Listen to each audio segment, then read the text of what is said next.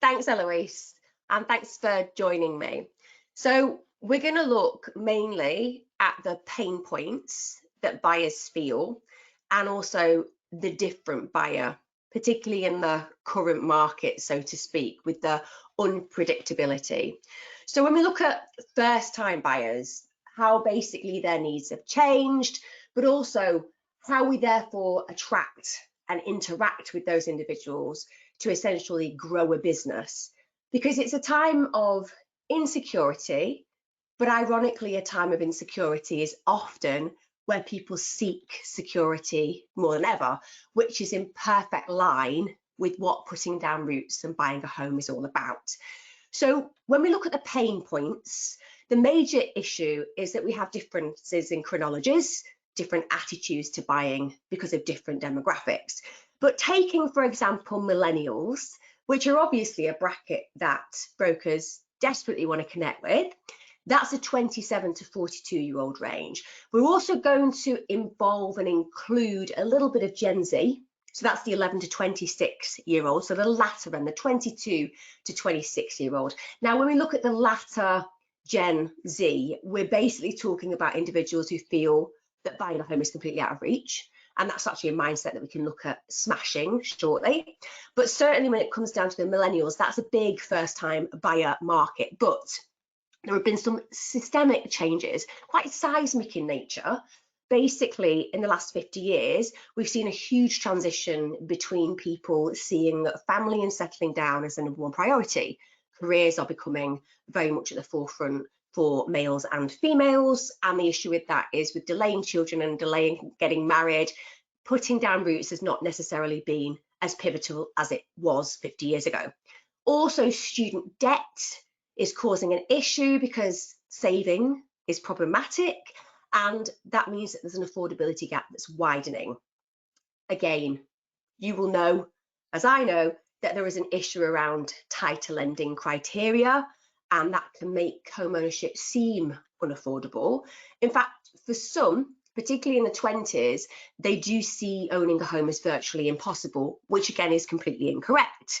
And I think the issues around credit history and people actually having access to a history of loaning previously to buying a house also puts people off because they don't necessarily believe that they're going to be taken seriously as a buyer. Another big problem when it comes down to our Generation Zs and our millennials is that they actually want to live in the city, and cities are pricey, and therefore there is an issue with their mindset around that, around what is possible versus what is desirable, and a short-term desire over a long-term gain, which is something that we want to shift within their mindsets. And of course, one of the big problems that everyone is facing per se is there is a huge lack of brand loyalty. So again, if we look 50 years ago, people could name brands that they worked with, that they loved, that they shopped with, and so on and so forth. And these days, that simply isn't quite as tight as before. And there are lots of different reasons for that.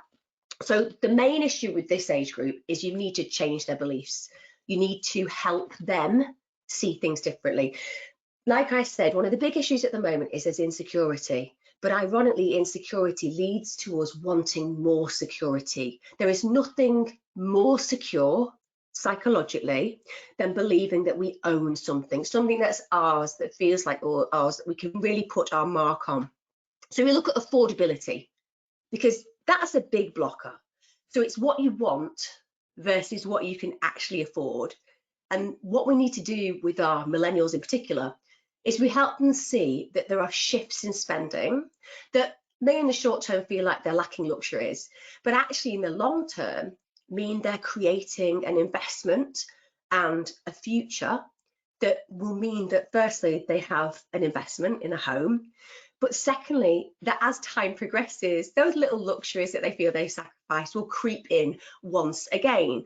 And a big part of that is because you can evidence as a broker the rising rental rates and the fact that what might seem out of reach is actually very much within reach when you start to do these affordability checks and work out the budget that you have to spend, which is often a lot more than you believe if you're willing to just look at budgeting. And again, having help with that is really paramount.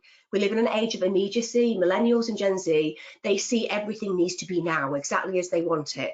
That isn't possible, it isn't practical, but if they get on the ladder, it makes everything more possible and practical in the long term. Another big issue with Gen Z and with our millennials is social media is everything to them. You are so much more likely to make a sale of any type if you have recommendations from friends, or you have individuals who have even liked a post appertaining to a particular service. It can be really difficult to imagine how to use brokering online in a way that's going to reach the masses and convert into people using you and your service. But people buy massively from people. So using, for example, TikTok, using Insta, particularly with our millennials, using Facebook with our remortgaging categories, particularly the over 35 to 50s, it is powerful. And even though there are regulations around this, and it's imperative to stick to those regulations and recognize them, when you recognize that you can filter so much of your information and advice and possibilities and potentials to individuals using these mediums, you are likely to increase your market exponentially. And it's about relational experience. It's about believing that somebody has a piece of information that is helpful to me that might smash some of my stereotypes and belief systems that are holding me back, because breaking down myths is a big part of reaching this particular cohort. There's a really imperative need to show people through a range of ways, whether that's working directly with a client or working online, getting your message out there, the benefits of owning a home, the benefits of being able to put your stamp on a place, the benefits of being able to spend money without it just going down the drain, and the benefits of essentially owning something that is yours. And even when people will say, well, that's limiting, because if I am buying somewhere in one area, what happens if my career changes and shifts? Well, the answer is a very simple. Well, you have a place that you can rent out in a market where everyone is also looking for rental properties. It's a win-win situation, but unless you're thinking that way, unless you're compelled to think that way, you often miss out on that very important marker of advice. Also, you need to help them to think about their postcode perspectives. A big blocker is thinking that the only place to live is the place that they have decided on. So the location idea, which has been drummed into our mindsets. If it isn't exactly where I want to be, then I shouldn't buy it. Everything is about incremental change and shift. It's the same in your career. You want to run the company and be CEO, but you actually have to be an accounts manager prior to getting there.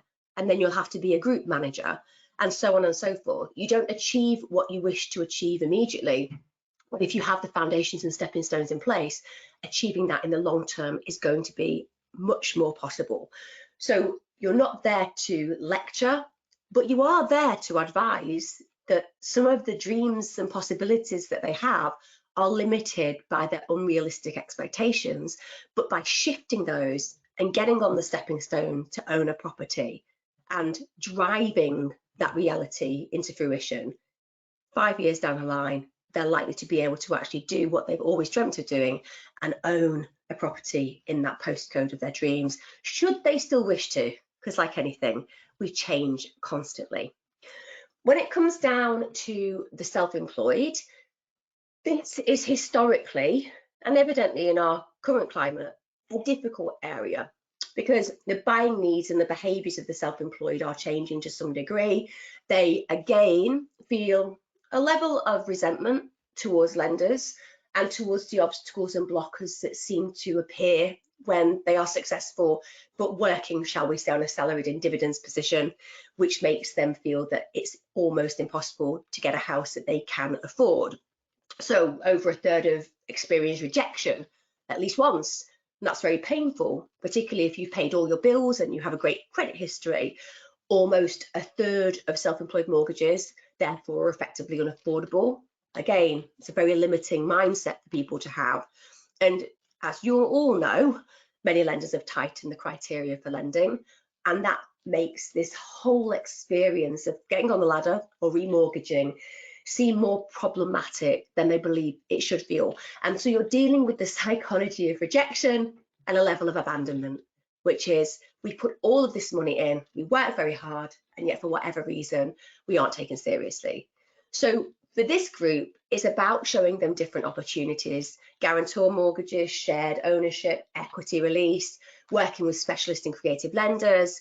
Your job is to make the impossible seem possible and indeed make it possible. And a big thing where it comes down to this particular area of marketing is testimonials. They want to see people discussing their reality and how something that felt so out of reach has now become within reach because of your specialist support and help. And it's also about changing the way that they think, because they arrive with unrealistic expectations often, or limited expectations, so one or the other. Limited being, I'll never get a mortgage, I'll never get the home I want, or unrealistic, I earn this amount of money, and even though the banks don't take it in the way that I wish they would take it, I want a huge mortgage. Either way, you have to be the, shall we say, realistic individual in this picture, but that doesn't mean shifting those expectations about how they can look at specialist lenders or look at completely different ways of lending, that they can't achieve their goals. And you win on both levels. If you get them in trust and then you encourage them to follow a route they hadn't actually thought of because they're traditionalists. A lot of individuals who are successful self-employed individuals are traditionalists. They believe that a mortgage should be repayment. They believe that a mortgage should go over 25 years and so on and so forth. And actually, it's because they haven't ultimately considered other areas of lending that's limiting their mindset. Remember, it's really powerful to help people feel at peace with lending options that may not have seemed practical, possible, or normal 15 years ago. And if you can get people to write testimonials about you, to pop nice comments about how you've done this for them, you really are winning the race. You really are changing core beliefs, and that's so important. When it comes down to the final area I'm going to be looking at, I guess it's to do with cost of living. People are really concerned about the cost of living right now, but that works in everybody's favor when it comes down to brokering, because buying is cost effective. It might seem like an uphill struggle to save for a deposit example, for example, but it's actually very cost effective. When it comes down to remortgaging, well, in a time of insecurity, you have never been psychologically more ready to put down roots and feel that those roots have a time frame of security. So even if you're paying more, and we see this in consumer research, and we see this certainly when it comes down to buying behaviours, people would rather spend more and know exactly what they're spending for the next 5 years than take a chance. So arguably, the remortgaging market is a market that could boom and should boom based on the psychology of this security, and that's what's being sold. In a time of deep insecurity, this offers you a sense of security that means that you can have a more flexible experience elsewhere because you know exactly what is coming in and going out. And certainly older cohorts recognise and represent that. And your job, as is my job, when somebody comes to therapy, or when somebody comes to buy a product, when somebody comes to get a mortgage, it's about creating solutions. It's about telling people that even though they have all these limited beliefs, with respect, there are strategies that can be employed. And with respect, those strategies have the power essentially to free them from that mindset. So encouraging every fear to be written down, and then literally encouraging them to smash those expectations with you and create strategy, formulation, and movement forward that progresses them on their buying journey. Even though people are scared at the moment, even though people are struggling financially, when it comes down to the most important part of what we express as a human journey in the UK, it's being able to own a home, put down roots, and feel a level of security in an insecure world. And that's the dream that you have the beauty of selling. And you can do that effectively by helping them to break that mindset of limitations and to create strategies so that they can move through these struggling limited behaviours. Thank you very much.